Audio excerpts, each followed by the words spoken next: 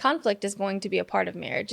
You can't just let it divide, Right. it can't cause division. So you have to talk about it and work on it and actually reflect where you may be the issue. Oh, that's a hard one to do. And I think that with anything with conflict, there's certain things that you don't cross, like name calling, threats, whether it's like a physical threat or I'm gonna Emotional, leave, or psychological, yeah. whatever it may be. There's things that you definitely shouldn't cross, because once things are said, you can't unsay them. And I think, just taking a moment to take a breath and, just get rid of some of that frustration in the heat of the moment and then talk about it, or, be silent or whatever you have to do until you're ready to talk about it. I think that all of those things are just good tools to have, because conflict will happen in marriage. It's just the way that you handle it that really sets the tone for the future and how you handle other conflicts that will arise. You just can't let it divide you. Yeah, for sure. And ground rules. We have to have ground rules. Some friends of ours shared that with us. We've got rules for fighting. There's no raising your voice or cussing, because that can be triggering for someone of